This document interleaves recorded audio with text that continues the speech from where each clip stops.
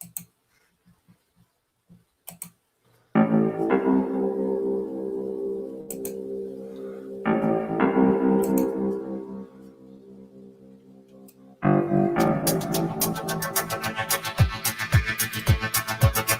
and welcome everyone to another episode of Closer Encounters.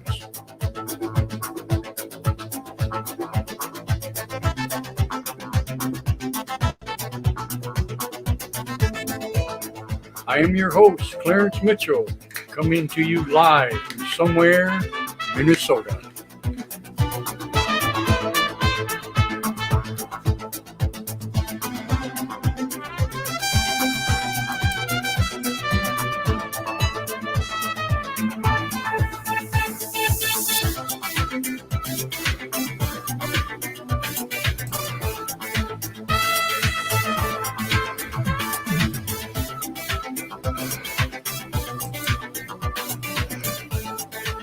Would you like to be a guest on Closer Encounters? Or maybe you know someone that would like to be a guest on Closer Encounters.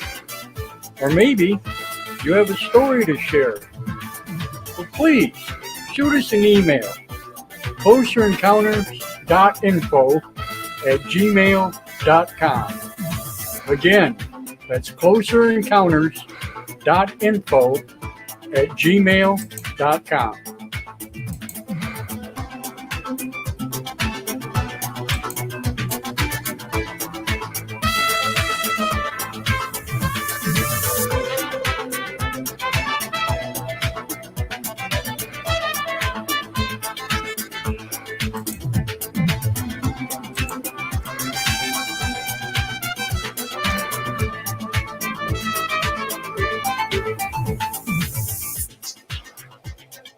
For everything Closer Encounters, updates, all things going on, check us out, www.facebook.com/Closer Encounters Radio.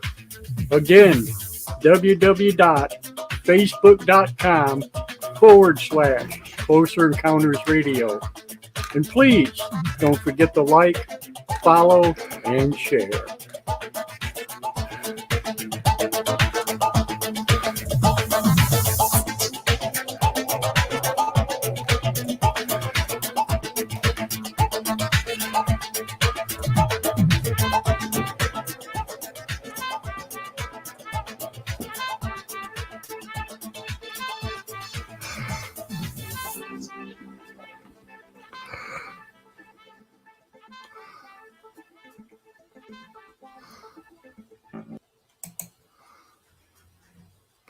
Well, hello everyone, and welcome back to Closer Encounters.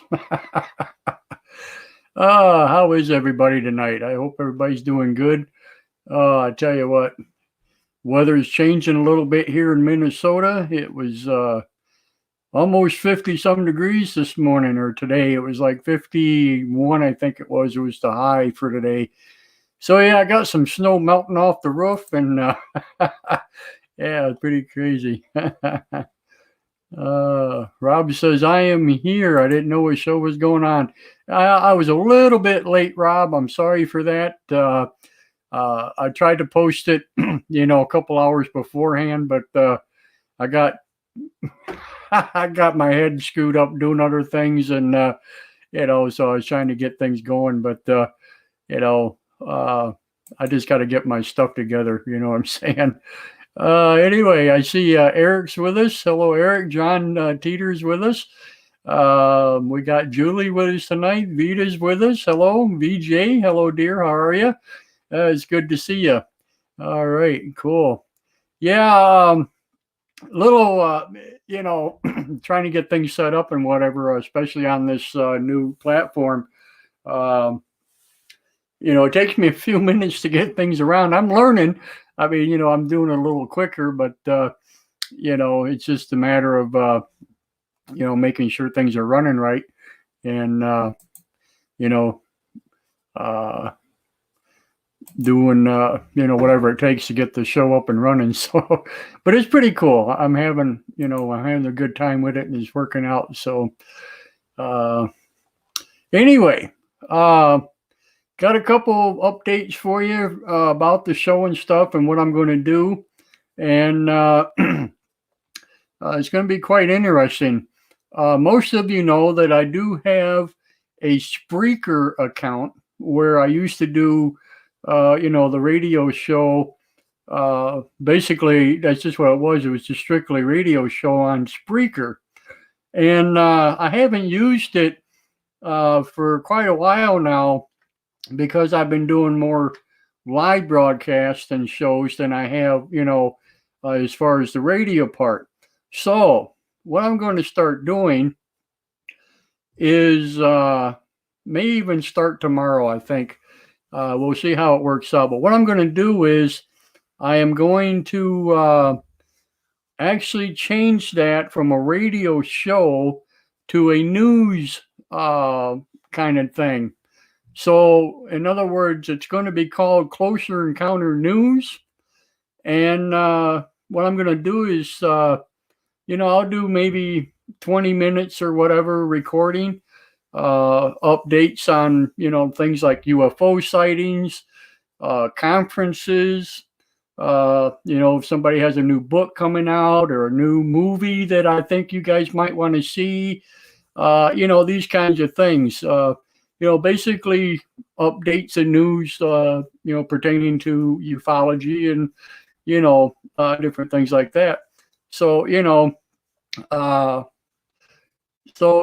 if you guys have any kind of updates or, anything like that you think the word should be spread about as far as that goes, then please, send it along. Give us, a heads up. You can send it to my email at closerencounters.info@gmail.com. Matter of fact, I don't think I have a banner for that. Let me see here. Let me make one up real quick, and I'll closerencounters.info. And that's at gmail.com. I think it's on the opener when I do the opener, but and we'll throw that across. And there is the Gmail info there, closerencounters.info@gmail.com. And just send that stuff along, and I'll put it on the news, and we can do it that way. Now, what I'm going to do is, after I do that particular recording, of course, they'll be dated and everything, across the description, and I will post them on the YouTube channel and on Closer Encounters page in Facebook. So if you want to hear new updates or whatever, it'll be there. Plus, they'll be on the Spreaker channel for those that are subscribed to that channel. And, you can always get the updates from there. So, and if you're not a member of Spreaker, and you have a Android phone or an iPhone or whatever, just punch in Spreaker and, look for Closer Encounters Radio, and that's where we are. So, and, you can hear all the past shows. Gosh, I think I got every show from Blog Talk Radio that we used to do all the way up, until we stopped with Spreaker. So I think there's like 130 some shows on there. And, there's a whole ton of them. That's our whole, our whole package right there is in Spreaker. But since I'm still paying for the damn thing, I'm figuring, I got to utilize it one way or the other. So I think that's what I'm going to do. I'm going to actually take it and use it for Closer Encounters News. So that will be it. Hello, Kimberly Wright. How are you, dear? I see Kimberly's with us. She says she's never used Spreaker. Yeah, it's just another listening app. Of course, it is connected. Anytime I upload anything there, you can get it on Spotify. You can get it, on any kind of even Apple iPad or whatever that app is in Apple that you get. So, you can, go to any of your basic music places, that you listen to podcasts or whatever, and Closer Encounters is on there. So anytime I upload anything on Spreaker, it gets sent out across the board. So, which is pretty cool. So, but Spreaker is the main page. And there is a link to that in the Closer Encounters page. You might have to scroll down a little bit to find it, or whatever. I'm not sure how that's set up when you look at it, but it is there. But yeah, it's pretty cool. So I think that's what we're going to do with that site from now on. I'm going to put it into a news channel, and I can actually sit down and record, 20 minutes or so of news or whatever, however long it takes. And, we'll do it that way, so we can use that as a news deal. So I think that'd be pretty cool. Something different, I don't think many people do it, so why not? And like I said, I will be, oh,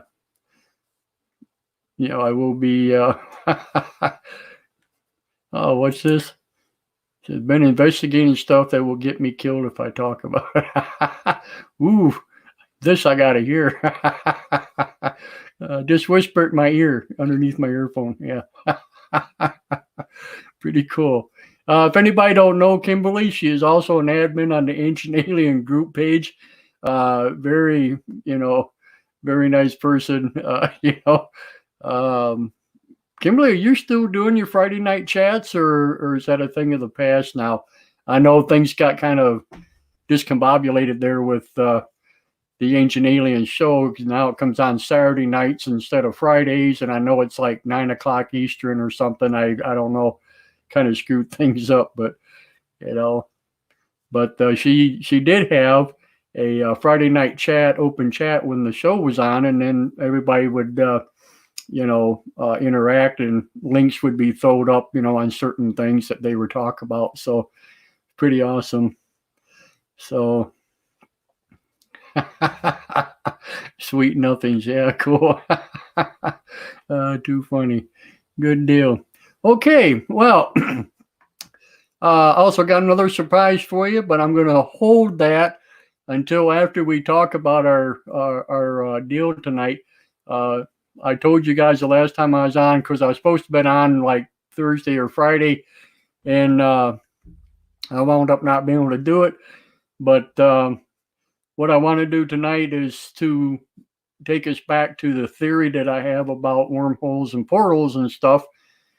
And what I'm going to do is I'm going to kind of reverse it a little bit, because the last time we talked about this on the last couple of shows that I did about it, I started off, about all the things that I category wise. But what I'm going to do is I got some things queued up here on YouTube. They're short clips, 5-10 minutes long, whatever. And Kimberly says, no, I dropped it. It's too late for me. Well, that's okay, Kim. That's understandable. Like I said, it's kind of messed up for that. So, but anyway, so what I'm going to do is I'm going to show you guys what wormholes are, according to science and So you get a little bit of background on this, and then, we'll take it a little bit deeper, and then, I'll explain my concept on the theories about this, on how I'm trying to perceive or, progress from here with this new theory. So what I'm going to do is I am going to, let's see here. I'm going to open up this first one here, and let me share my screen. And this is called Wormholes Theory Explained. So this will tell you what the wormhole deal is, and we'll talk about this here in just a bit. So let me boot this up for you real quick. I'm going to share the screen, and we'll turn this on for you.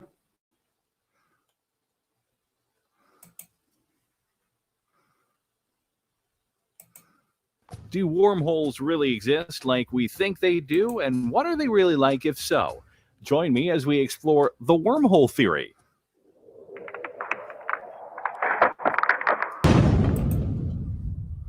If you can't hear it, let me know. So if you watched any kind of sci-fi show that dealt with space travel and such, you'll more than likely have heard of the concept of wormholes. To put it in the most basic of terms, wormholes are shortcuts in the universe.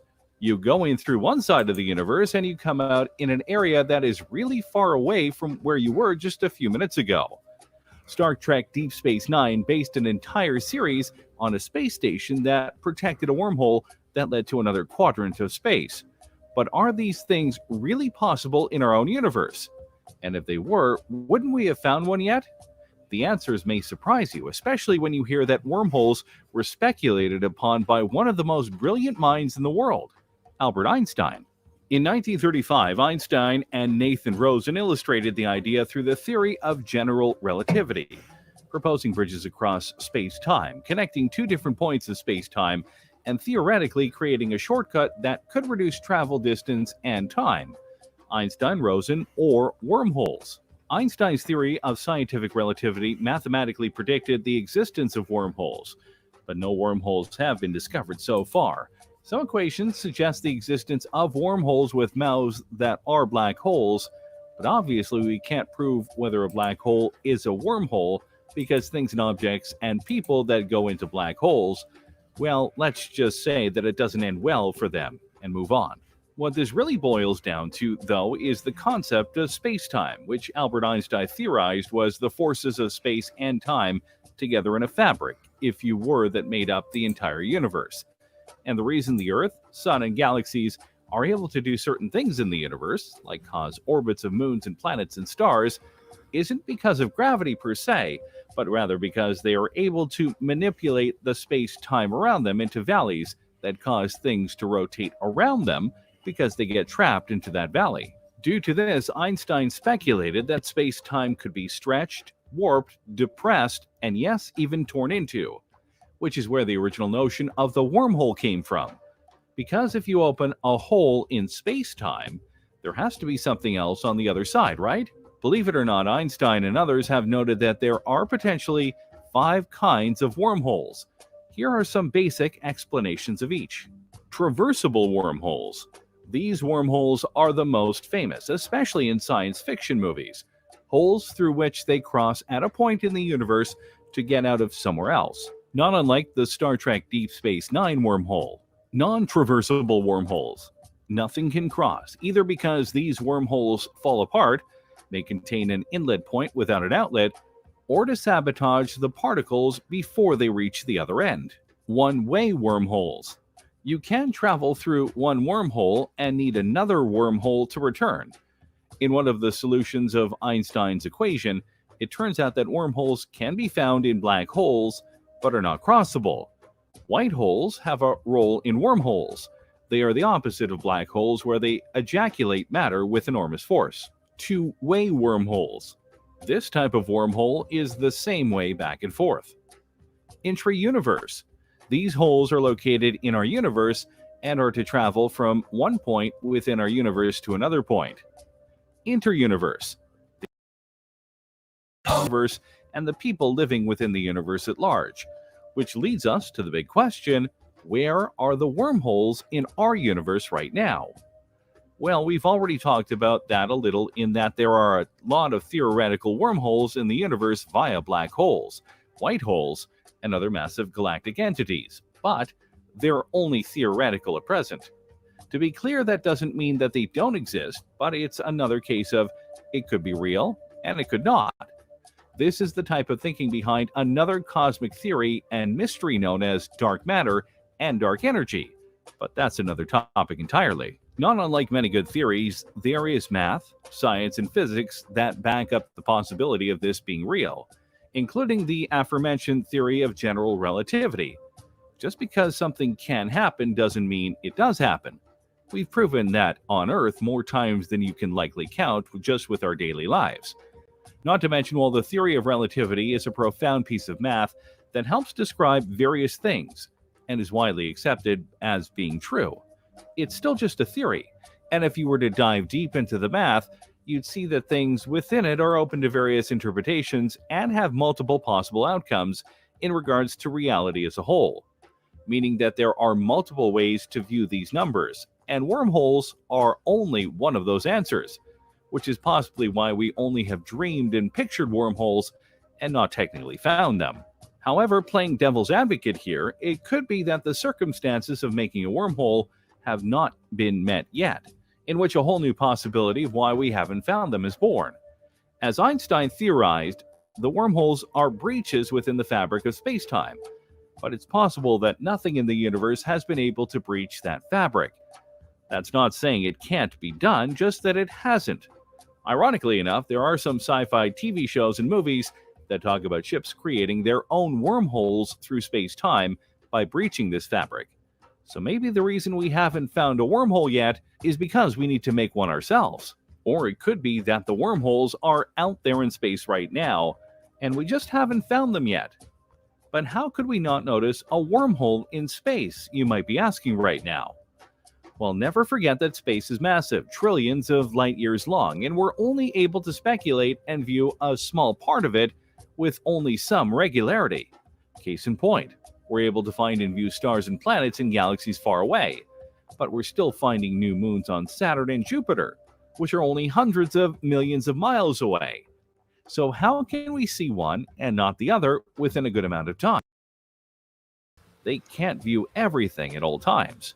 Even if the whole planet was a giant telescope or space radar system we create, we wouldn't be able to observe everything at once at all times. And since the planet isn't that, we have to scale down our reach. And thus you can see why certain things are missed. So why not wormholes? So if they are out there, when were they made? The most probable answer is the Big Bang, which is the theoretical event that scientists speculate was the birth of our universe. A moment in which an explosion of mass shot in all directions and created the building blocks of the universe via gases, matter, and more. It took millions and billions of years to form what we have now, according to the theory. But that leaves a lot of times for certain holes in the universe to be formed. In fact, some speculate that because of the violent nature of the Big Bang, that there are actually a plethora of wormholes in the universe right now, all connected to another wormhole via cosmic strings, and they are just waiting to be found. Plus, you need to consider this from the cosmic scope of things. Let's say that in the universe, the whole universe, there are 5 wormholes, ones that have a way in and a way out. If you were to randomly place those wormholes in the universe, what is the likelihood of them landing by us, or in a place that we can view? Would we even recognize them? Could we even see them in the darkness of space? Before we answer that question, be sure to like the video and subscribe to the channel. That way you don't miss any of our... I had to stop it there. I'm sorry about the commercials and stuff. Most likely I'm going to get dinged for that on YouTube. So I'll probably have to edit this out after it downloads or whatever.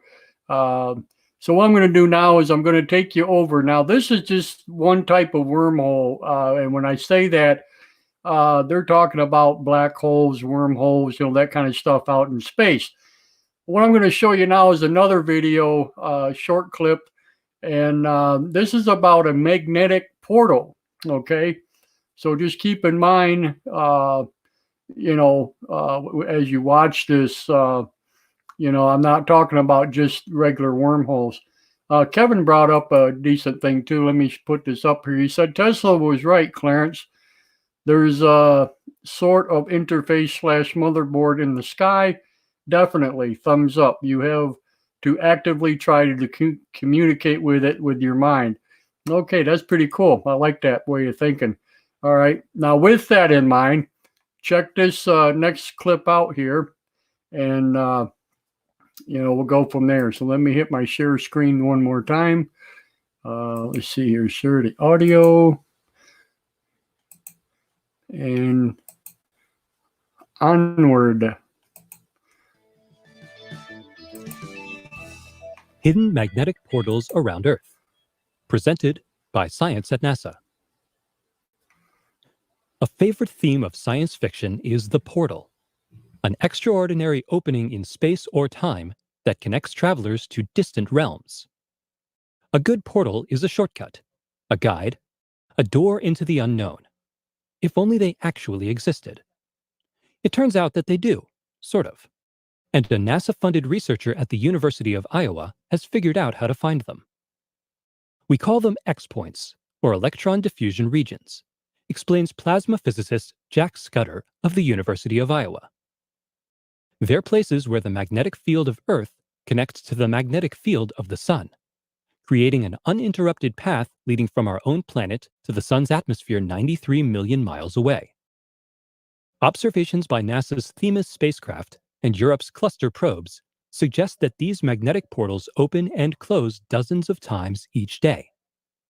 They're typically located a few tens of thousands of kilometers from Earth, where the geomagnetic field meets the onrushing solar wind. Most portals are small and short-lived. Others are yawning, vast, and sustained. Energetic particles can flow through the openings, heating Earth's upper atmosphere, sparking geomagnetic storms, and igniting bright polar auroras. NASA is planning a mission called MMS, short for Magnetospheric Multiscale Mission, due to launch in 2014 to study the phenomenon. Bristling with energetic particle detectors and magnetic sensors, the 4 spacecraft of MMS will spread out in Earth's magnetosphere and surround the portals to observe how they work. Just one problem: finding them. Magnetic portals are invisible, unstable, and elusive. They open and close without warning, and there are no signposts to guide us in, notes Scudder. Actually, there are signposts, and Scudder has found them. Portals form via the process of magnetic reconnection. Mingling lines of magnetic force from the Sun and Earth crisscross and join to create the openings. X-points are where the crisscross takes place. The sudden joining of magnetic fields can propel jets of charged particles from the X-point, creating an electron diffusion region. To learn how to pinpoint these events, Scudder looked at data from a space probe that orbited Earth more than 10 years ago. In the late 1990s, NASA's Polar spacecraft spent years in Earth's magnetosphere, explains Scudder, and it encountered many X-points during its mission. Because Polar carried sensors similar to those of MMS, Scudder decided to see how an X-point looked to Polar. Using Polar data, we have found 5 simple combinations of magnetic field and energetic particle measurements that tell us when we've come across an X-point or an electron diffusion region. A single spacecraft, properly instrumented, can make these measurements. This means that a single member of the MMS constellation using the diagnostics can find a portal and alert other members of the constellation. Mission planners long thought that MMS might have to spend a year or so learning to find portals before it could study them. Scudder's work shortcuts the process, allowing MMS to get to work without delay. It's a shortcut worthy of the best portals of fiction. Only this time, the portals are real. And with the new signposts, we know how to find them. For a portal to more NASA science news, visit science.nasa.gov.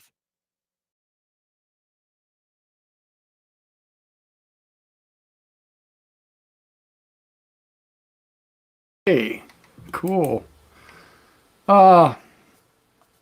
Excuse the comment there that our Mr. whatever the hell his name was put in there. I'm going to tell you flat out, bud. I try to run a clean show here, okay? I know you have an opinion about NASA, and that's all fine and dandy, and you're entitled to it. But don't voice yourself like that, especially on one of my shows, okay? I won't deal with it. All right. Anyway, so that's different styles of black hole slash wormholes. One of them, of course, is done magnetically. You know, they're claiming with with the sun's magnetic poles and stuff. So, you know, it's pretty cool when you stop and think about it. And the thing is, you know, the way I'm looking at it is, and I tend to go with the magnetic one more than I do the other one. And the reason being is because we know that the Earth has a lot of magnetic fields in it, especially around places that have a lot of things like, crystal, quartz, and things of this nature and whatever, and there's been a lot of magnetic anomalies, right here on Earth. So this is where I'm coming up with this theory about, people being able to get caught up in these type of wormholes, and not even know it, most likely. And or, like Kevin said, you might be able to open one up. Okay. Now, I can't sit here and say how it can be done or anything like that. Like I said, it's a new kind of theory for me. And I'm still kind of working on it a little bit, trying to figure it out on how it would actually come about. Now, as we talk about these type of portals, wormholes, my whole thing on this, how I got started on this, was the fact that, there have been a lot of missing people that have come about in the world. And it's, and I'm not talking about, people that get, involved in, abductions and stuff like that by other people or whatever, come up missing. I'm talking about certain ones that just totally disappear without a trace. Most of the time, they're in most of our national parks around the world, in places like that. And yeah, there you go. Philip, Dick, the trouble crossing the field. Exactly. Very good point there, Kimberly. Hello, Omar. I see you're with us. How are you? And Kevin brings up a point. He says it's a frequency I think we tune into. And this is what my point was, on one of my other shows, was the fact that not only is it a frequency that we tune to, but I think the way we do that is by the energy that we carry inside our own bodies. Okay. And like I mentioned before, I have this thought that, your soul basically is, energy. And depending on the age of the person, the health of the person, which your energy could be weak or strong, and so on and so forth. When you start putting these things together, it may in fact have the influence of what type of portal / wormhole can and will be open. Okay. Rob brings up a good point. They believe there's a wormhole in the Bermuda Triangle. See, and exactly right. And Vijay says, or it attracts to certain frequencies. Yes, absolutely, and I agree with that. And as you know, that there's a lot of frequencies that we can't hear as humans. Okay. Hello, Jillian. How are you, dear? Jillian Parker's or Hendricks is in. Nice to see you. We haven't seen her in a long time. And so, matter of fact, Jillian might be able to talk a little bit about have something to say, because, she works, with telepathy and different things like that, different frequencies and stuff. But, you hear folks talk about like the fifth dimension and stuff like that. And, Rosemary's with us. She says, yes, the truth is out there. Absolutely. Yeah. And the biovortices, Kimberly mentions. Omar says, yes, that's right, Rob. There are 3 different triangles. And there are, there's, the Devil's Triangle out of Japan, the Bermuda Triangle out there in Florida and that, which most people are done with. Rob says, magnetic fields converge into the triangle, causing the wormhole. Yeah, absolutely. Now, what I'm talking about Obviously, these people, I mean, there are a lot of things that happen in these triangles, no doubt about that. But what about places on land, on flat land? Now, if you remember in history, there was places, I think, like over in Peru and different other places where there are actually doorways carved out of the rock, out of the mountainsides, where people claimed that, they could open up a portal gate, Stargate, and people would pass in and out of these places. Okay. There's all kind of stories like that, throughout history. A lot of legends about people just appearing, and different things like that, Omar says Mexico, zone of silence. Yep, absolutely. There's tons and tons of places like this. The Aztecs talked about it. The Inca talked about it, and on and on and on. So there's places basically all over the world, that have these vortices or whatever you want to call them, that we can't quite, it ain't like you can see them, they just happen to appear. And for whatever reason, and it's my thought, my theory, that this is what people get caught up in, and they just automatically walk through or, get, caught up in them. So with that being said, as you heard mentioned, that there are, well, he said on the video 5 types, but actually there's 6 types of wormholes. But the one wormhole basically is almost identical to the other, and I'll bring that up for you. Let me share the screen here real quick, and I'll show you what this is here. Let me share this, and here we go. Now, as you can see here, let me make sure this is up. I don't know if you guys can read this or not. But anyway, we got the first one is called a transversible, which these wormholes are most familiar in science fiction. They are the ones that we can pass through from one point in the universe to another. Of course, there's the non-transversible, which it only has an entry point but no exit, or the person or particle entering it would be destroyed before reaching the other side. Now, if you remember our last show, what did I talk about? We talked about spontaneous human combustion. All right. So this is one of those wormholes that I think may very well be the cause of spontaneous combustion.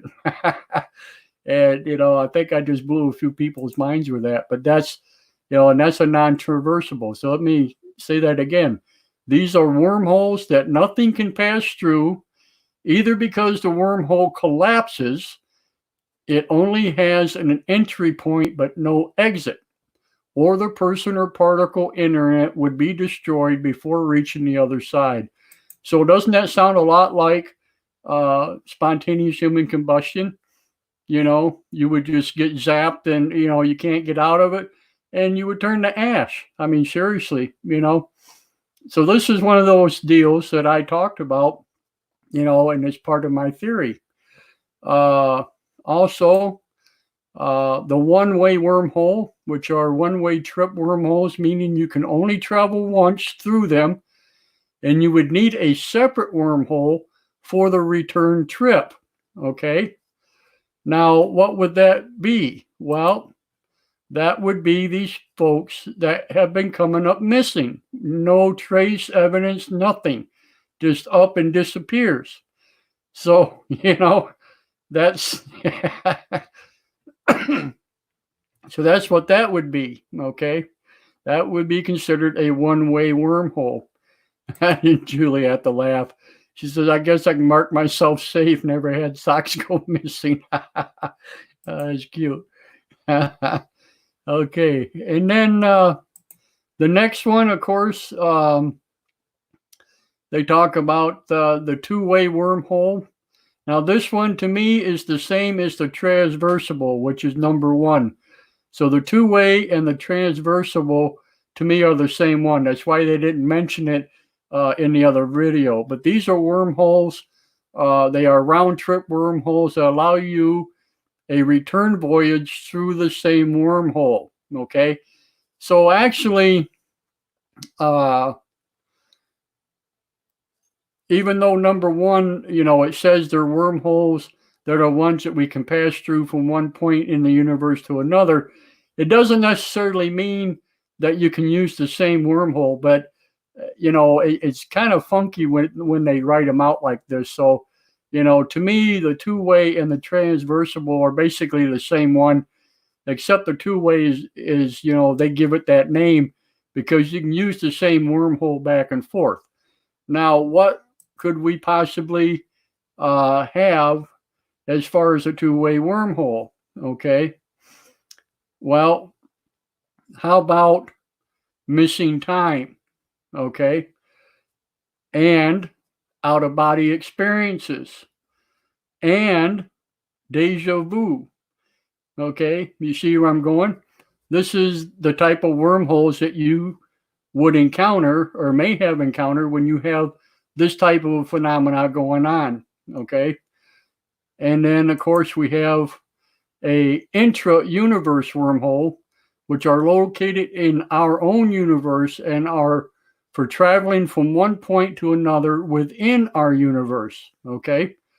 And then the intra-universe, which you already mentioned, are wormholes connected from our universe to another parallel universe.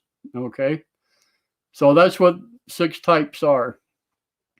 And it's pretty crazy. And then they go on to mention naturally occurring, despite the fact that we have yet to observe or measure a transversible wormhole. Many scientists believe that wormholes occur naturally, but only at the particulate level. So in other words, they're saying the minutest particle. Okay. These microscopic wormholes are called primordial wormholes and can transmit tiny particles from one place to another. While they're not practical for transmitting anything larger, including people, as the universe has expanded, these primordial wormholes may have grown in size.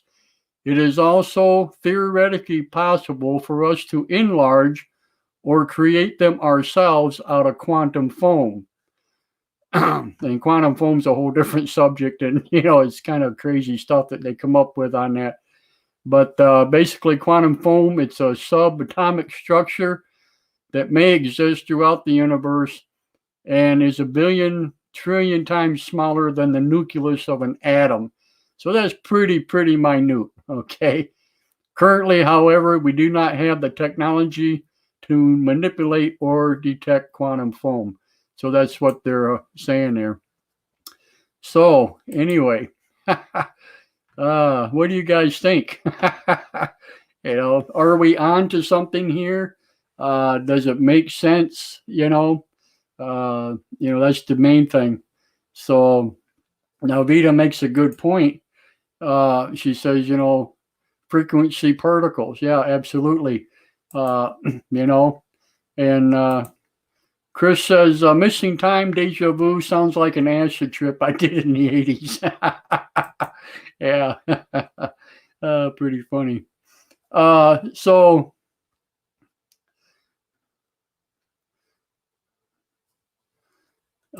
Kevin had a thing. He says, the pyramids were probably amplifiers for these. And it's very possible if you believe that, the pyramids were an energy type machine or whatever. And of course, that there are pyramids all around the world. And it's very well possible that they are connected. I mean, these are just, theories and possibilities and stuff.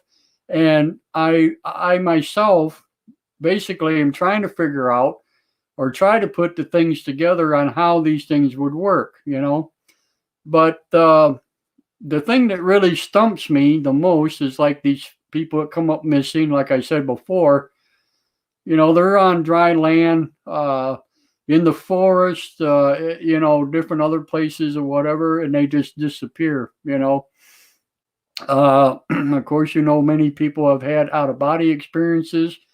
Many other folks have had deja vu. I think all of us had deja vu at one time or another.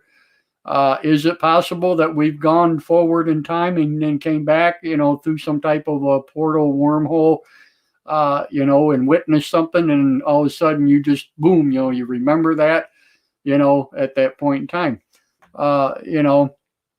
And then, of course, I brought up in the one thing about the theory about ghosts, and things of that nature. Now it's very possible that because the energy level of a particular person wasn't strong enough to keep the portal open, or, they couldn't pass through. So they're kind of stuck here. You know what I'm saying?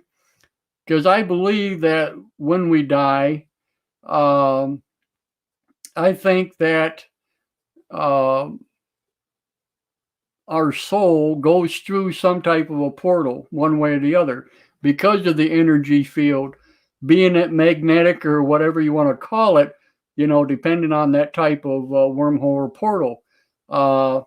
Now, whatever type we use, I have no clue. I mean, like I said, this is just a theory, but I'm trying to put these things together, and I honestly believe, one form or another, if I can just get this right, we may be onto something here. But VJ asks, she says, do you think it's possible for a wormhole to attach to a person, which could explain disappearances of articles and or people? But these things are returned, like looking for keys for hours, and suddenly they're exactly where you put them. Exactly. Very good observation. Yes, absolutely. Absolutely. Why not? Yes, absolutely. Yep. Julie says, yeah, a lot of deja vu. David, yeah, and that's the guy that I talked about in our last thing about that, Kim. I actually sent him my show for him to listen to, and hope that he would give me a response back on what he thought. Now, I did not know this, but he had already talked to Dolan, Mr. Dolan, about this, or, it had been brought up to him. And, they had talked about this before. So I didn't know that until just recently. Somebody told me that. But I have yet to hear back from him or anything. So I don't know if he's even interested or, whatever. But Omar says we live in a paradox, past, present, and future, where we are in tune. We get glimpses of this paradox. Yeah, absolutely. And I agree with that. Yep. And Chris says, the frequency at which each individual soul vibrates determine which portal you pass through. Very good. Yeah, absolutely. And see, and this is what I was talking about as far as the energy level of the person. If you die at a younger age, let's say, car wreck, something, some unforeseen thing, even suicide, who knows, whatever. But your energy level is really high, okay?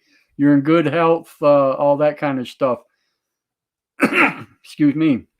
Now, with folks like myself, that's a little bit under the weather most of the time, my energy level is not as high as a lot of other people's. So, does that mean that, I'm not going to have, am I going to be stuck here as a ghost for the rest of my days, or, what I'm saying? So who knows for sure, but this is a theory that I'm basing this on. So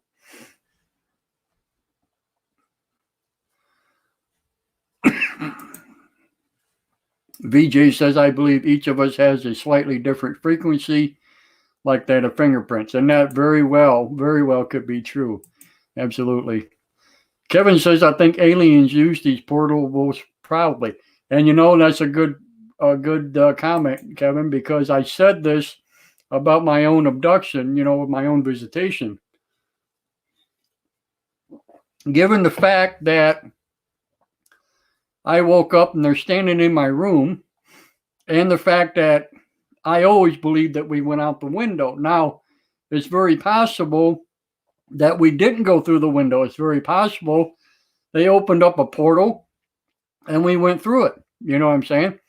This way they can walk through walls, whatever, without having to go through doors and different things like that.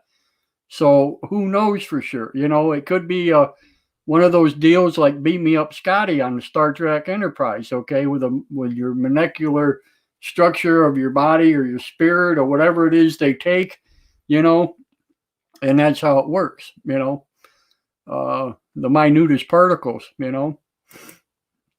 Rob says, so if you resonate at a frequency and you raise it or lower it, does it work like a key to unlock these portals? Absolutely. Yeah. And that's part of my theory. It's just a matter of putting it together, if you know what I'm saying. So we're trying to figure this out.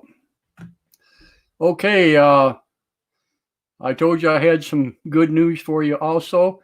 So let me put this up here for you. Once again, I brought back the telephone. So if anybody tonight would like to call in, there's the number, 1-855-836-7394. Give me your thoughts or whatever you think, and I'd love to talk with you. So, if you guys have any comments or, would like to put in whatever you can, or maybe you got a question about something else. So Sharon says, be right back cooking. Oh, great. Yeah. Glad to see Sharon's with us. Cool. So there's an 800 number. It's free to call. You can use a landline or your cell phone or whatever. Won't cost you a dime. So go ahead and give us a call here. And,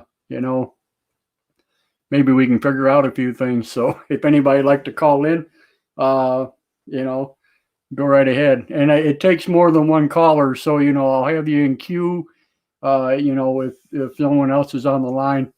Just do us a favor, please. Keep in mind that if you do call, turn your speakers down so it's not, coming back at us. So Eric says, where's Omar? I don't see him in chat. So yeah, he's here. Chris says, I personally think that the vibration of your soul is determined by your religion or lack thereof. If you study Islam your entire life, your soul is to that frequency. The same with Christianity, the same with atheism. Well, and that very well could be possible. I can't say, one way or the other. Well, I'm having a hell of a time here tonight again. But, there are shamans out there, people that, a lot of meditators, things of this nature, which is what I was talking about with, with a couple others here, that, they even Edward Casey talked about, out of body, mind, soul, spirit, and stuff like that. So, oh, thank you, Omar. He says he's watching on YouTube, wherever everyone else should come and join, help Clarence's channel. Yeah, thank you. That's okay. But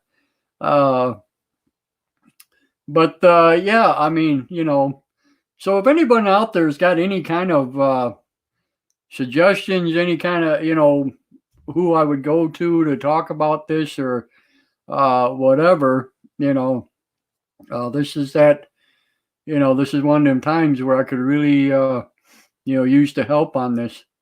But thank you, Sharon. She says, back you the man, thumbs up. Awesome. So yeah,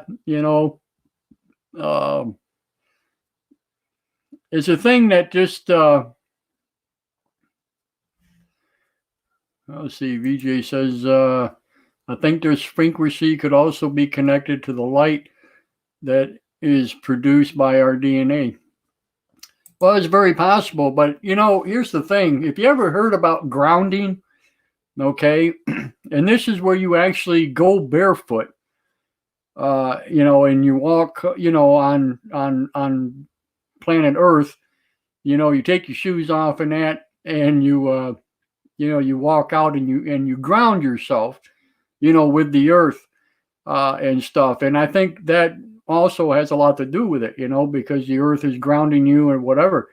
So when you're talking magnetic fields and stuff, stuff like that, who knows for sure? But, I'm just trying to kind of put this stuff together. So, but hello, Angela. How are you? Cool.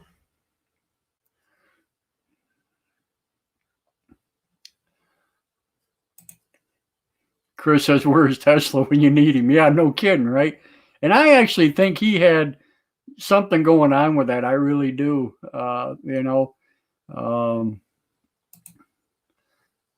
Rita says the meditation is on a higher frequency level to interact on the energy level. Absolutely. Yeah. And like I said, Edward Casey got really involved in that. He was quite the deal. Kimberly says we are light beings inside in flesh. Yeah, absolutely. I agree. So, and that's just it, but here's the thing about this though. Now, when you go through missing time and stuff like that and alien abductions, let's say, and, if I throw in there other things like spontaneous human combustion, we're actually talking about a whole body experience, not just the soul part. Okay. And this is where it kind of gets a little bit confusing for me, on that aspect. Can we use the same type of portal, or would it be a different kind, where people that have out of body experiences, and things like that are using a different style frequency, and only your soul goes, and not your body, that's the thing. So,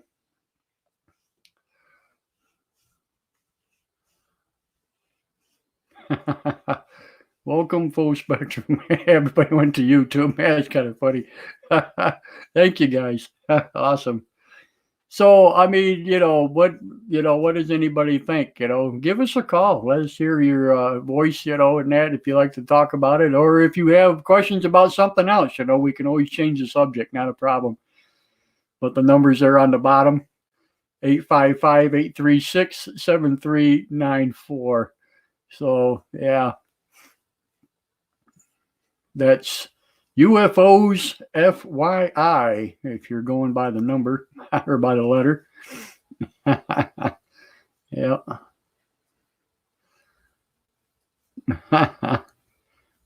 1855 UFOs FYI. So Sharon says yes, frequency with synchronization. So, and that's just it. I guess the biggest question is, how would it work? And by no means am I a physicist, and I think that's what I really need. I need somebody with some type of physicist background or something like that can, put it together for me or something. I'm not sure how it would work,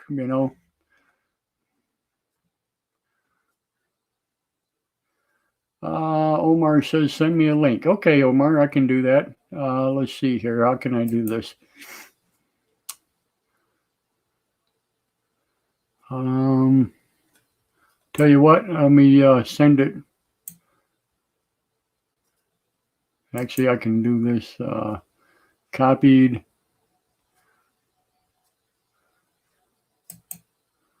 Let's see here. I'll put it right in the chat room there, if that's okay, Omar.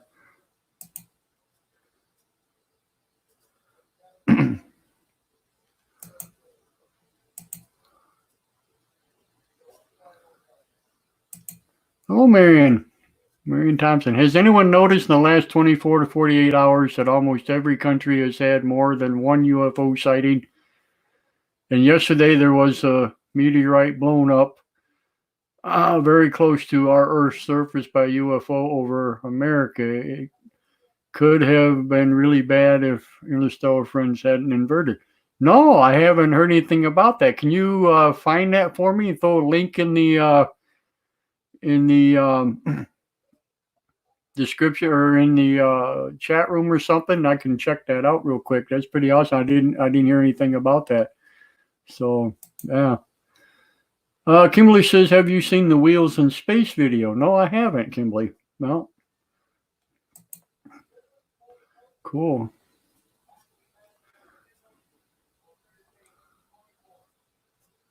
Oh, I'll have to check that out. We know about the Wheels in Space, but I've never actually seen the video about it. But yeah, matter of fact, Ezekiel talked about that in the Bible, the wheels spinning, within wheels, kind of a crazy thing. So,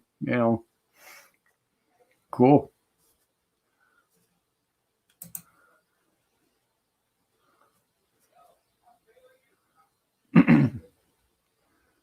There's the links there if anybody wants to.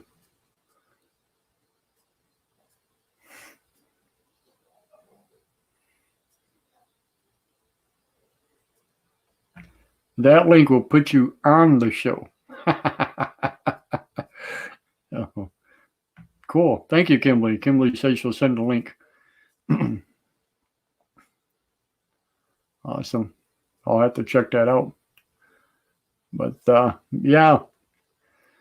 So that's the theory. I don't know, what you guys think of it. Is it a good theory? Is it a messed up theory? What do you think? I don't know. But, like I said, I'm trying to figure out, though, how you would split the difference between a whole body person and just the spiritual part of a person. Would it be two different style of portals? Being that you're alive and walking through them, or what I'm saying, compared to one that you would enter when you die, would it be two different types, or would it be the same kind? It's just we don't know, do you think that you can I think it's a giant Von Braun wheel. Oh, cool. That'd be awesome. Oh, BJ says I posted it on my page too. Thanks, Kimberly. Okay, awesome. Cool. So yeah, cool stuff.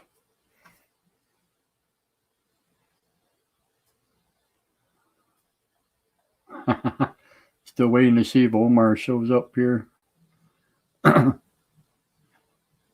Oh, device not connected. Add to stream. Here we go. Hello, Omar. How are you, sir? What's up, buddy? Good, good.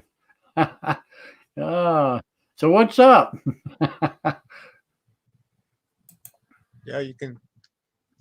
Good, man. Here, let me just go over here real quick. I'll mute you here. Yeah, there we go. Not much, man. I couldn't help myself. Nothing wrong with that. Nothing wrong with that. This topic that you're talking about is like really cool. Oh, thank you. And, oh, let me just I got this going on over here too. Now, Chris asked the question, what if the pineal gland upon death secret a substance that opens a wormhole on the spiritual plane? And that's very possible because there is some type of energy there. Ain't no doubt about that, So, yeah, very, very possible. And this is the thing, see, and I like people's interaction like that because, like I said, this is just a theory that I come up with, but I think there's more truth to it than what people realize. And the problem is trying to break it down and figure out how it's actually used and, so on and so forth. Because here's the thing, if you believe in reincarnation and things of that nature, well, then we have to know that there's got to be a way back, which would be like a two-way wormhole. You know what I'm saying? So, to me, it all makes sense when you break each thing down on the type of wormhole that would be used at that particular time, And to me, it makes perfect sense. But that's me. I mean, that's how I think, But it's just a matter of how to prove it or how to get around it. You know what I'm saying? That's the main thing. It's one tough cookie to crack. Let me tell you, I've been working on it forever. It seems like, man. Can you hear me now, Clarence? Yeah, absolutely. Absolutely. Okay, right on. I had you going and a couple of windows, and I had that reverb coming back and couldn't figure out what was going on. Pretty cool show tonight, buddy. Thank you. I just couldn't help myself when I was listening to you about the soul part, right? And and appearing and disappearing part of the show, and I was like, oh wow, that's really cool, because I am kind of trying to write a book on that kind of stuff. So I thought I'd give you a shout and try to ask you a question or two. Sure, absolutely. Absolutely. Hold on just a second here. Vita wants to know, can you send me the link, please? Is that the link? Which link do you need there, Vita? Or Vita? I'm sorry, dear. I don't even know how to pronounce her name, if it's Vita or Vita. I'm sure I'm saying it wrong, but you have to forgive me.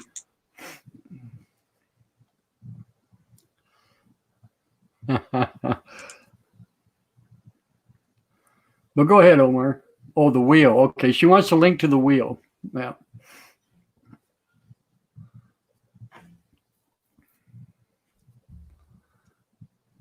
Clarence, what if we don't actually have a soul, and end up we are a part of a much larger soul, so to say, and that we're kind of like a bandwidth of a certain frequency, and we're just a unique perception of that much larger frequency, and kind of like an equalizer, on a stereo, and those lines are bopping up and down, and but it's part of a much larger song, right? So what if we're like that that bandwidth inside of a frequency that's just interacting with this earth frequency, and using this computer body biological avatar to interact with, kind of like a cell phone. You know how we use a cell phone to connect with the internet, right? Or like a computer to connect to the internet. Right. Without it, we don't connect to the internet. So interacting with this frequency, we need like a cell phone, or we need an avatar to interact with it, and that's I'm proposing that's what we are. But when it comes to like our like soul, I would say that we're part of an expression of a much larger entity. Some would say it's God. I would say that it's infinite consciousness that exists, and that consciousness is interacting with this frequency, but not only just this frequency, but like other frequencies where there's life. Planets, they have consciousness themselves, and they're vibrating at a certain frequency to hold that form, right? Kind of like us, we vibrate at a certain frequency to have this bodily form, or this table, and things like that. Right.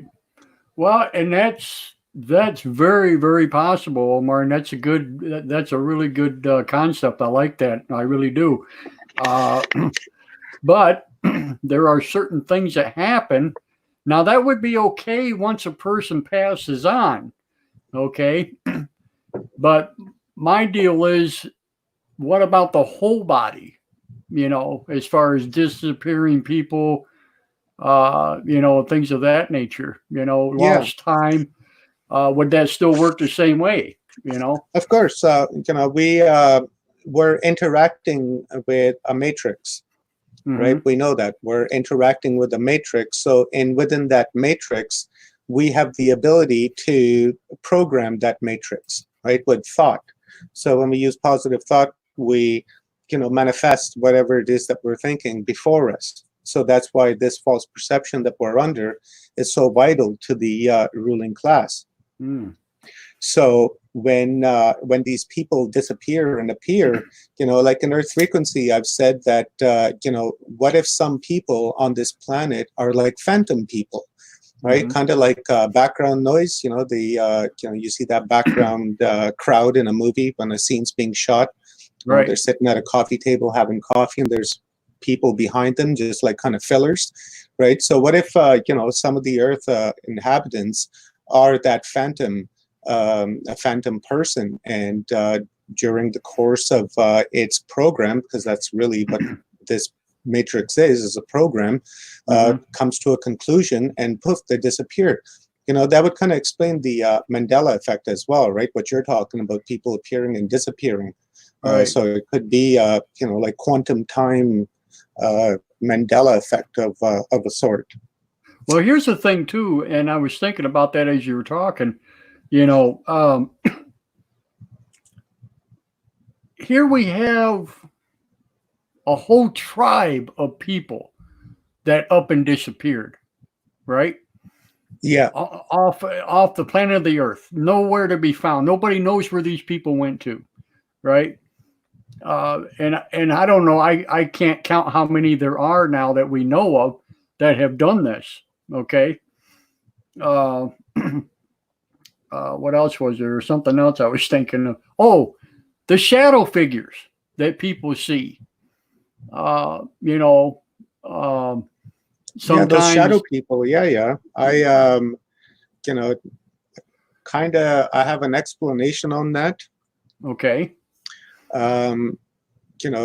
It's pretty deep, but just as in like short footnotes, these shadow beings that people are seeing are like archonic in nature, right? They're like a reptilian being that are umbilically have attached themselves to you and are feeding off of your low dense energy. Because got to remember, on a much larger scale, this archon force, reptilian force that's been in control of this planet for like the last 10,000-15,000 years, is kind of like rearing us as chickens, like we do chickens for food, right? So that's what they're doing to us, to feed off of our negative energy and our self-doubt and things like that. So these things are, your cats see them. When your cat's sitting there and it's meowing at the wall or chasing something at the wall, it's not just chasing like anything, that it's chasing something, but we're just not able to see it because of our limited visual perceptual range. Because we only see like 0.00005% of what's really in front of us. So these things, this archonic force changes this vibratory frequency and phases in and out. Right. So, when guys like David Icke are saying that these are shapeshifters, what he's meaning is that they're reptilian in nature. And when they change their frequency, they appear to be human. And that's it. And these things are attached to you as an umbilical cord. That's why a lot of people have depression and self-doubt and such, because let's face it, a lot of us vibrate at a low vibratory frequency. Well, that makes sense. Now let me ask you something though. Would those people be using this type of wormhole portal that we're talking about? You know what I'm saying? Would they be? Yeah, for me, wormholes and such,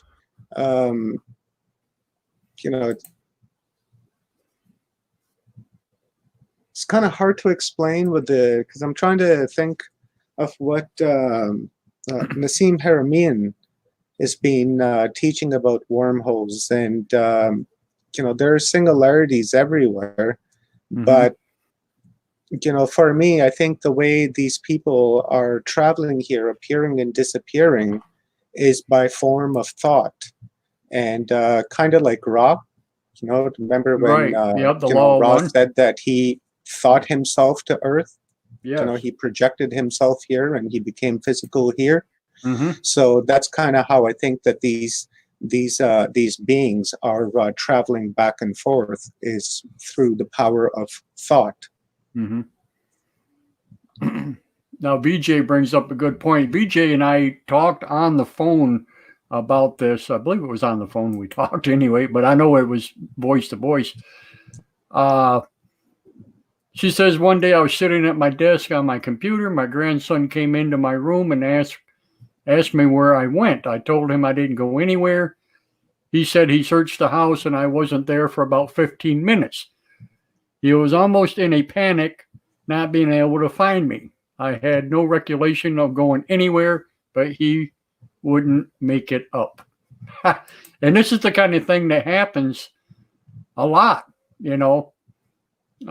Kimberly mentioned, the 411 guy there. I can't remember his name now off the top of my head, but he even talks about this, people writing letters where, say, like a husband and a wife are together. One goes in the house and comes back out, and the person is missing or whatever. And they're doing a search around trying to figure out where this person is. Nothing, no sign, no anything. Goes back in the house, searches in there, can't find them, comes back out, and there they are. Well, where the hell were you? What do you mean? I didn't go anywhere. This kind of thing. And these are things that happen all the time. So, it makes you It's wonder. very interesting, but the thing that, personally, I like to think is that we can't always connect it to aliens, right? As an alien abduction, because, I think aliens are physical beings, like, for instance, like the Gray, right? They're a physical being, and they too are, part of the much larger infinite consciousness, and it's interacting with the frequency of their home world like we are with our home world. And when they travel, they're physically traveling from spot to spot.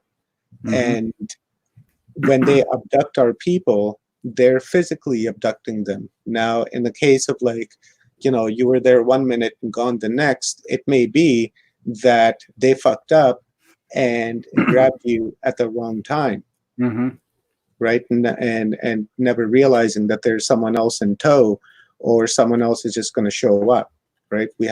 These guys clear your memory very well as well. Oh, absolutely. Right? So for you to disappear for like 10, 15 minutes, and then they're monitoring your house to make sure no one comes around, because that has to be a vital to their plan. And when they realize that someone's there, they return you. Right. Now, Chris brought up a very good thing here. He says, I think that you have to look at, look to nature. We do not understand the rhyme or the reason for why a tornado touches down, or when or where. Wormholes that occur in the physical world probably operate in the same way, only on a grander scale, probably depending upon gravitational pull, strength or weaknesses of the magnetic field of Earth, atmospheric conditions, etc. That's a really good observation. Yep. And Kimberly says the 5G is a weapon, and that very well could be. Yeah. But this is stuff that's happened long before the 5G come out. But I'm just saying, yeah, who knows? Maybe they're, But here again, though. But that brings up a good point too, Kimberly. Is we've had things like CERN. What's the other thing there, Omar? The big, the one before CERN there with all the antennas and stuff there. Up in Alaska? Yeah. What is that? I forget the name of it. I thought it was called CERN. HARP. HARP. There you go. HARP. Yeah, HARP. it's HARP. HARP. Yeah. Yeah. So, I sometimes I wonder if some of this stuff isn't screwing up these frequencies, causing these type of portals, wormholes to open up unexpectedly, because it does change the magnetic structures, of the Earth or whatever. Now, here's a comment that I can really resonate with. It's from Rob on YouTube on Full Spectrum Universe. Says, or you vibrate, or you vibrate at a frequency that makes you invisible to the regular sight of others. You are there 1 minute, then you're not. Once you come back down in frequency, they can see you again. Yes, absolutely. Yep. And Yeah, that's I can. Very good description. Absolutely.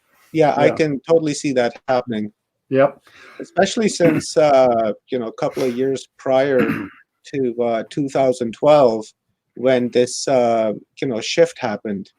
The piranhas, Indian piranhas, talk about it, and when the shift began to happen, it seems that people's vibrational frequency began resonating at a higher vibration as well. Now, here's an interesting thought, Clarence. Do you think that the Mayan prophecy and the shift that we're seeing has something to do with the North Pole shifting? Right. Yes. Yeah, the tilting of the Earth, which changes the parallels. Matter of fact, our equator will soon change. All kind of stuff. Now, when you're talking about that, back in the day, and I'm saying, a couple million years ago, our Earth sat at a different angle than what it does right now. And a lot of people may or may not know this, but we are actually reversing this particular angle. Where we were to the left, now we are moving back to the right, or vice versa, So our north hemisphere, our magnetic north and our magnetic south are changing these positions every time, almost daily. It's the great year. The 26,000-year cycle. Right. And that 26,000-year cycle, Clarence, is not that old. The cycle that we're in is probably only, like I said, 30,000, 150,000 to, 200,000 years ago. Pretty much around the time when the moon was brought in, and the moon's gravitational pull put the Earth into the wobble that it is today. Because essentially, the Earth is like a top. You spin it, it's going to spin upright, and that's how it was spinning. We know that because we have literature from the Akkadians that tell us that there was no moon in the sky, and suddenly the moon showed up, and there was havoc on the Earth, right? Floods and such. So it was the moon that's placed in orbit that's caused us to go into this a wobble that the Earth is currently in. When the scientists tell you that we need the moon to have life, that's incorrect. That's false information. That's fake information, fake news, whatever you want to call it, because clearly we have literature coming to us from ancient times that's telling us that that the moon was not there. And very recently too, you look at astrology. Rarely they ever talk about the moon. Right. Like the Romans, they rarely ever talked about the moon. There's other cultures as well. The Arabians never talked about the moon. The moon just suddenly showed up. Absolutely. Rob also says this movement can count for all the behavioral problems in humans and the ability to access more of your brain. And you know what? I think you're onto something about that, Rob, because that's, people say the world's going crazy, and Kimberly just mentioned the fact that, the animals, if the magnetic fields are messing with the animals, then they are definitely messing with us also. So, we may be onto something here about this whole magnetic structure deal going on. Because that whales and stuff are showing up in places I've never been before. Anything with any kind of homing beacon. What's that? Birds are dropping dead by the thousands. Absolutely, dropping right out of the air. Recently found, what was that, like 50,000 antelopes in Mongolia or Kazakhstan or something. They found in the field dead, and they're not quite sure what happened to them. Right, yeah.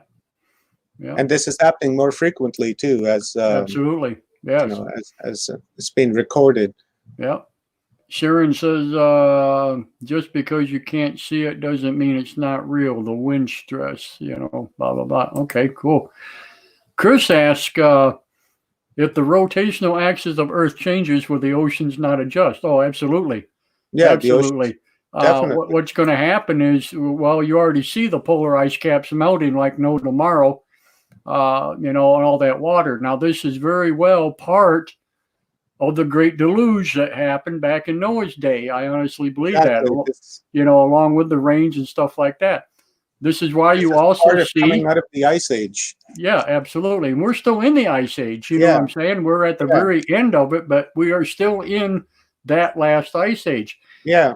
But not only that, but I believe, and we talked about this on our last show about the Sphinx.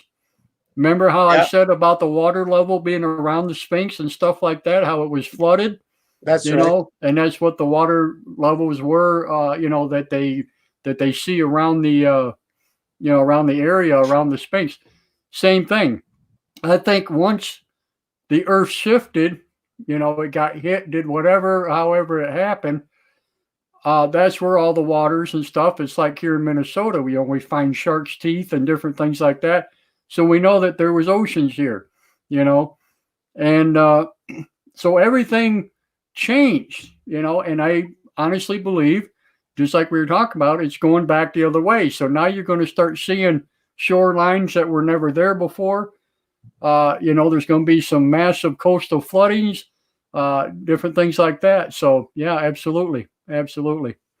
Yep. Rob says, the internal compass are getting interference. Yeah, absolutely. Yeah. So we're talking about the whales and the birds and stuff, Vita says magnetic of our surface is rotating on our Earth. Our bird life and water life effectively affected by this. Yeah, absolutely. Yep. VJ points out, and this is true, birds have a magnetic bead in their skull that tells them direction. That's how starlings can murmur by the millions and not into each other. But if the magnetic field's messed up, then they would fly into each other. Sure. And they wouldn't find their way back every year either, where they, coming from, they usually go back to the same places every year. Rob says, if it's going in reverse, does that mean magic is coming back? Yeah. Well, we don't know. We don't know. Not in our lifetime, anyhow. I don't think so. No. But we do know it is making a shift, and it has, and it's been recorded. And the reason why we know this, and I'll tell you this flat out, is because our GPSs, our satellites and stuff, have to be redone almost every day. They got to change the coordinates on the satellites for the GPS. That's how much this thing is actually moving. Yeah. So that tells you right there, that we already have, problems going on there. So we're ripping through space pretty fast too, right? Yeah. Yeah, absolutely. Yeah.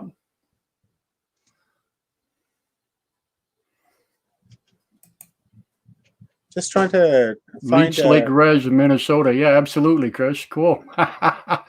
Cool. Yeah. Kimberly says magnetic plasma events.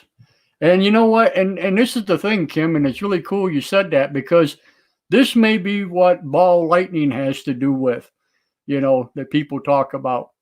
it very well could be all part of the scope that we're talking about tonight. We can kind of put it all into one box if we can figure out how it works and how it doesn't work. So Rob says, I want to be the next Merlin. Good luck with that, buddy. All right, buddy, I gotta run. Nice chatting with you. Yes, you too. Thank you very much, Omar. And I love your way of thinking, no doubt about it. That's definitely Right on, buddy. Have a great day. Have a great show. Yes, you too. Thank you I very love much. you, and I'd call in, but I was making teriyaki sauce there a little while back, and I was taking a recording of it with my phone, and I had a little bit of drink, and I dropped it in there, right, Ooh. like right into the hot sauce, and so I had to like scoop it out, and ever since then the speaker on it has been pretty fucked up, right? So throw it in a jar of rice. Yeah. No, this was like already cooking, thickened teriyaki sauce. Ouch. Boil that like almost done. I was just taking a video saying, hey, look, this is how it looks when it's complete, and bloop, in it went. I'd leave it in the video. I think that'd be cool. Yeah, I think it is in the video. You probably find it on my YouTube channel. Cool. All right, thanks, buddy. Have a great show. You too. Thank you. I appreciate it. Bye. Awesome. That's Omar's from Watch Your Talk, everybody. Yeah, I like what he had to say there with the deal. That's pretty cool. Hello, Dave. Dave says, I am late. Yes, you are, sir. That's funny. So, yeah. What do you think, guys? Are we on to something here? And I would really like to invite everybody who's watching this, and listening to it tonight and whatever, or, you share it around and stuff like that, get other people involved. I would really, truly like, for everybody to put their heads together, and I don't want to make it just about me or whoever or whatever. This is just a starting point, kind of a jump off point. But I think, if we get enough people involved in this, we can nail this thing, you know what I'm saying? And, get it out there to folks. So this is why we do what we do. We come up with different things and we put them together. And it's like with Omar, with Watch Your Talk and stuff, he come in and gave us his thoughts on the one ordeal, and it fits. I mean, really cool. So, this is what we're looking for. So absolutely. I think it's awesome.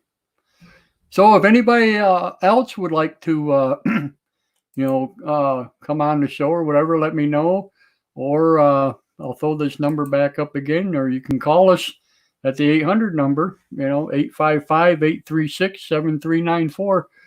Line's open, and you can call in, and it'd be awesome.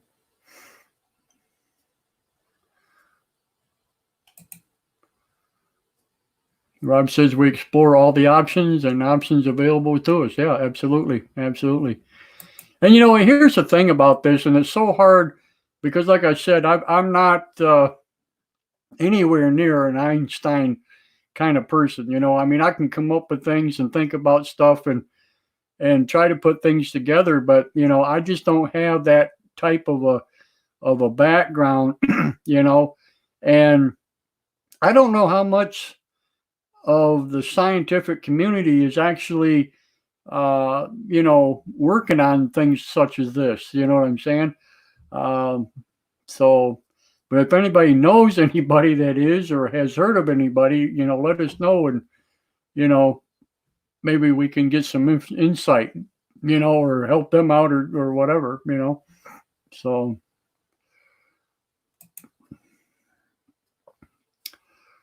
BJ says all these things are basically energy in different forms, but that would connect it all. Yeah, absolutely. Absolutely.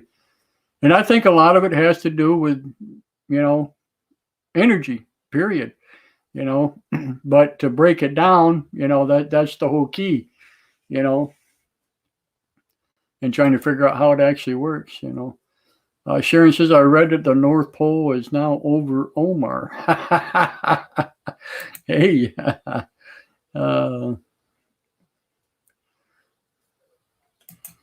Omar says the North Pole was in Russia somewhere, Sharon. Yeah.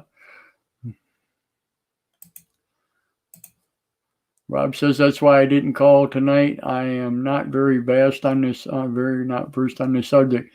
Well, you don't have to be. I mean, you know, that's the thing. You know, I'm not very versed on it either. I'm just trying to put this thing together. So, you know, too funny. But yeah, you know, if you got any kind of insight or you know whatever, or you know, let me know. But does this explain, you know, people's disappearances, whole tribes' disappearances? You know, does it explain out-of-body experiences? Does it explain missing time, deja vu, you know, things of that nature? Does it explain ghosts? You know, could it very well be part of this? You know, super, you know, spontaneous human combustion, you know. Were they using that type of a wormhole portal that collapsed in on them and it burned them up? You know what I'm saying? It would explain a lot, you know. The missing key thing, you know, like people were talking about, you know, not having your keys. And we've done this. A lot of us have done this. Probably everybody's done it, you know. Search all over hell. You know, you set them down in a certain place. You've gone there. They're not there. You know, you're looking. Next thing you know, you come back and there they are. You know, we talked about these kind of things before, you know, types of phenomena. So, you know, does it all fit? You know, what does it mean? So, and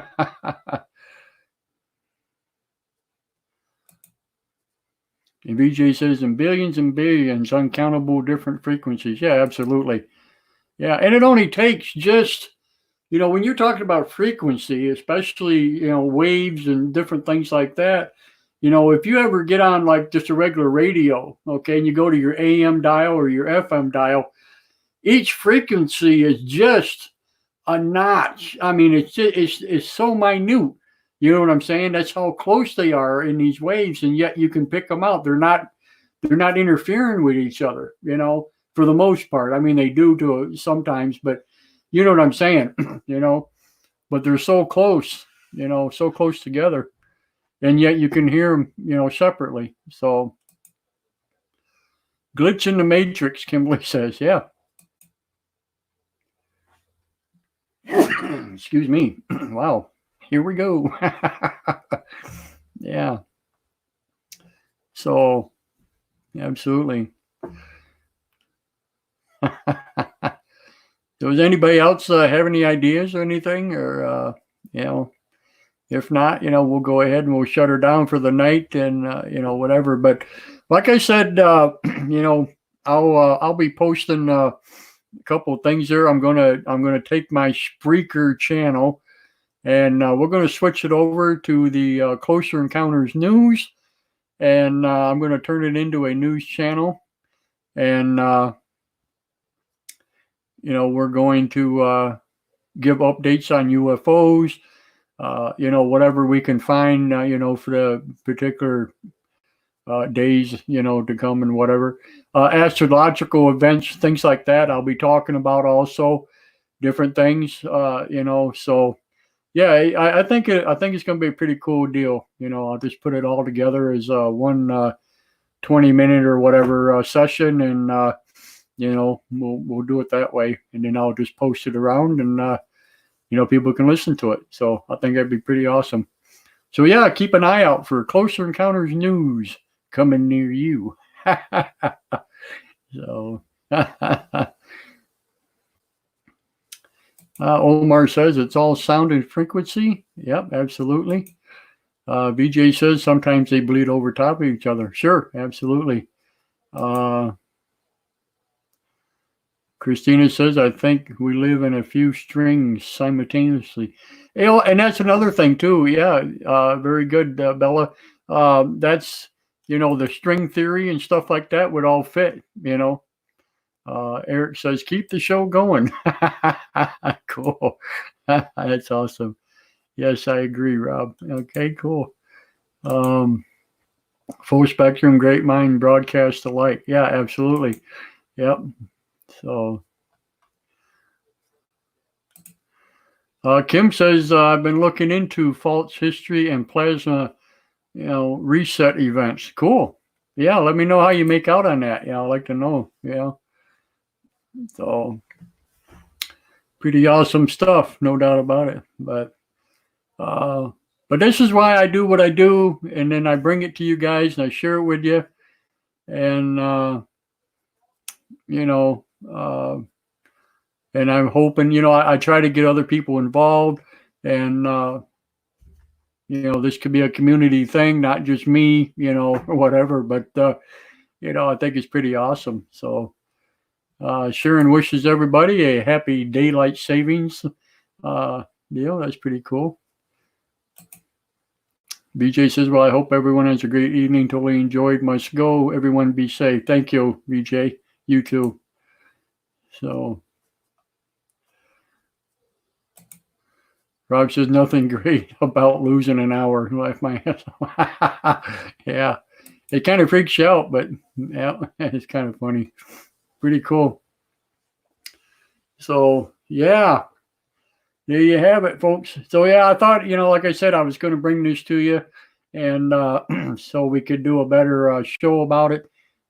Being that the last couple of shows that I tried to do about it were pretty choppy and messed up and whatever, and I thought, well, now that we're on StreamYard, we can present this a little better and have a better deal with it. So.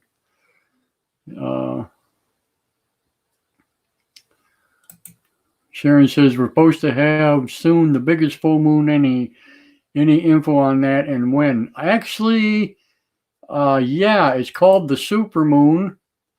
And you know what? Let me. I can actually get a date for you on that. Let me type this in. New super moon. Let me see what we come up with here real quick.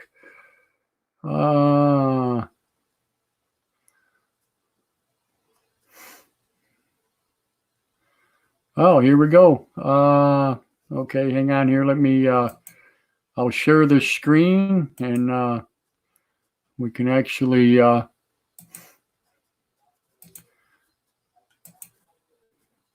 very good question. I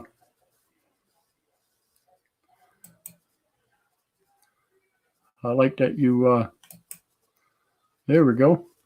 The most recent supermoon occurred February 9th, 2020. And the next one will be on March 9th, 2020. The one in November 4th, 2016 was the closest full supermoon since January of 1948 and will not be surpassed until November 25th, 2034.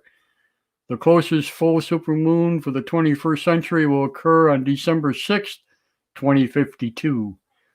So we have a new full supermoon coming up tomorrow evening, March the 9th.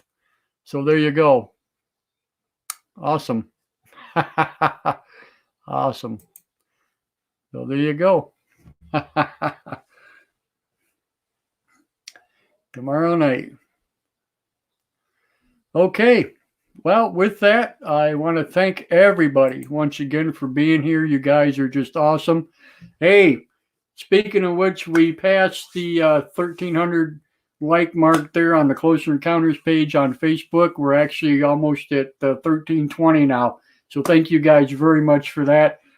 Much love to you. I'm glad that, you guys are enjoying what you're seeing.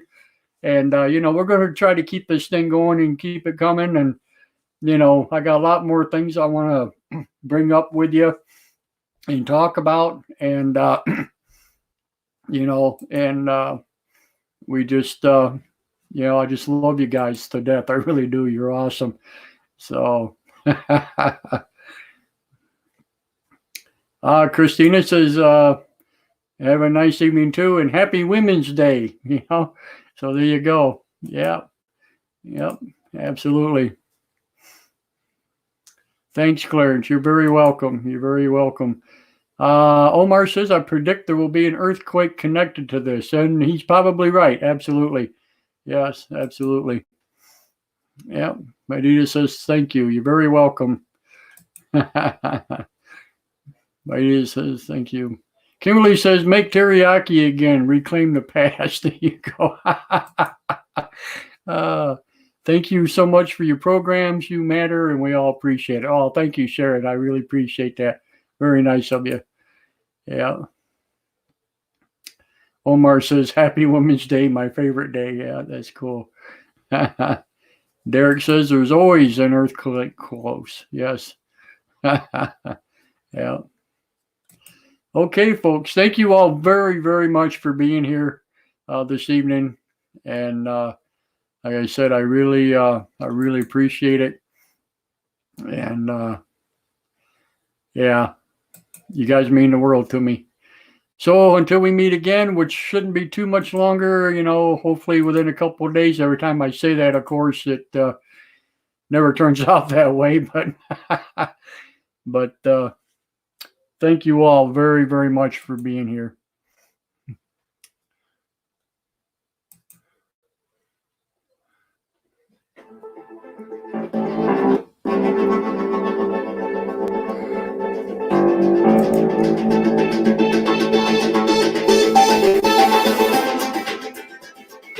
I want to thank you all for listening to Closer Encounters. Please remember to like, follow, and share. And until we meet again, keep your eyes to the skies. Thank you.